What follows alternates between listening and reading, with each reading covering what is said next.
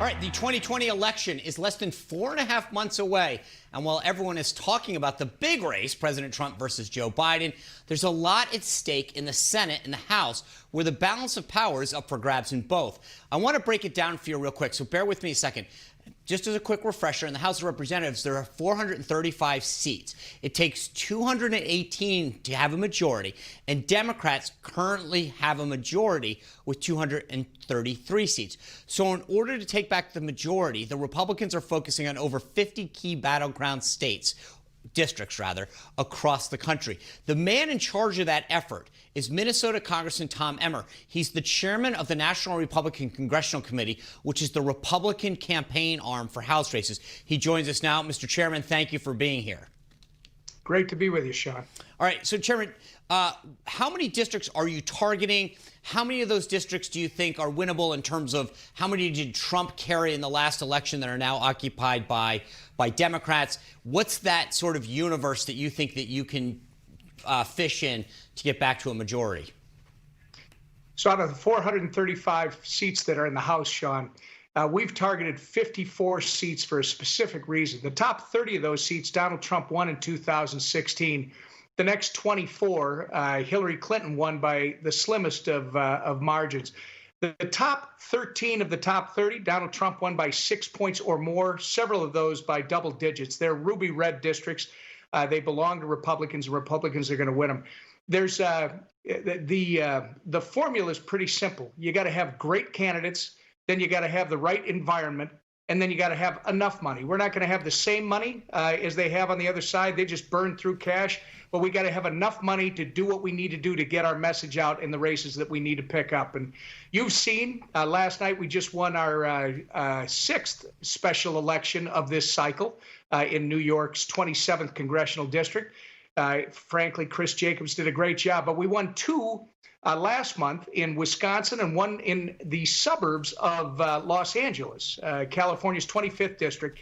My argument to people is if we're winning seats in the suburbs of Los Angeles, we can win whatever seats we need to, wherever we need them, to take back the majority. In fact, we now have 43 Democrats sitting in seats that are actually positioned better for our Republican candidates than the California 25 seat, and we only need 17 to take back the majority. Okay, so you need 17 to take back the majority. Just to be fair, how many do the Democrats say they're targeting of yours right now, of the Republican seats?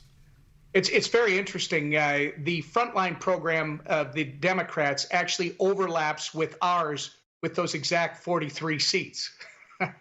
So I mean, it's pretty clear. Everybody knows the road back to the majority, Sean. Right. It seems like those districts where Trump won, that a Democrat flipped, those are obviously the real strong focus that are going to be the seats that can get back real easy, right? I mean, those 13 seem like that gets you very close to the 17 that you need. Oh, I can give you 21 in a heartbeat, but you're right. The 13 gives you a good base. We know what the top 13, 14, 15 races are going to be. Then out of that next chunk, who's going to elevate? Who's going to be in that top 25 as we get to September? That's what we'll be interested to see. You know, you guys released a poll this morning, a national poll that just kind of looked at the mood of the electorate. I think it was fascinating because in the generic ballot, that puts a hypothetical Republican against a hypothetical Democrat. The Republican held a 1-point advantage. That's big. Normally, going into an election, the Republican side's down a little bit and through a good, solid ground game overcomes that.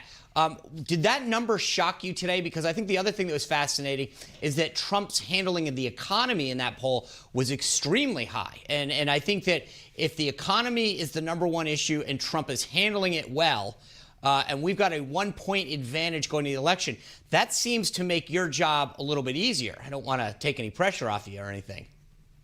No, and listen, there's no pressure.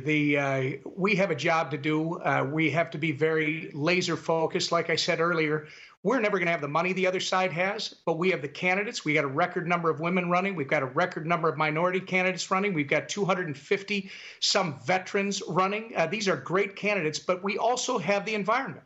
And the problem with these national polls for me is one, national pollsters will tell you that the electorate, the voters still are not being forthright with pollsters. They get attacked every time they support the president, every time they support one of the president's policy positions. They get absolutely eviscerated within their small groups.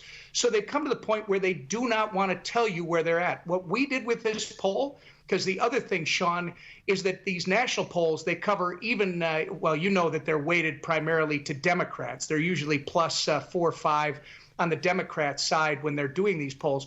We went to specific districts. We polled in 39 of our 54 targeted districts because we want to show that we wanted to get a good read. And assuming we were right, we want to be able to show our members and obviously those that are interested in seeing us succeed that we are not only in the game, we are winning, right? So when you look at the targeted districts, the districts that are in play and should be in play, you're right. Donald Trump has a strong approval on the economy, which it remains high at 56% in this.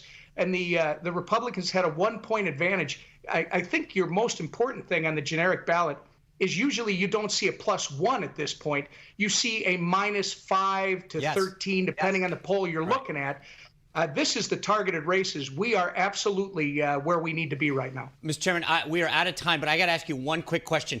In that poll, it showed that, yes, the economy was the #1 issue, but 59% of the respondents said that they opposed the Democrats and the left's call to defund the police. Real quick, do you think this is going to be a big issue that your side runs on in November? Safety and security is incredibly important, Sean, and yes, it's going to be important at the ballot box. I do think the economy and safety and security, this defund the police insanity, it's going to cost the Democrats their majority in November. Yeah, I think that's. I think any candidate that doesn't run on that is making a huge mistake. Mr. Chairman, I wish you the best of luck. I hope to have you back. We're going to be discussing and breaking down these races in the coming weeks. We're going to focus on these districts and a lot of the places you talk about and give our viewers a deep dive on this. So thank you for joining us. I really appreciate your time.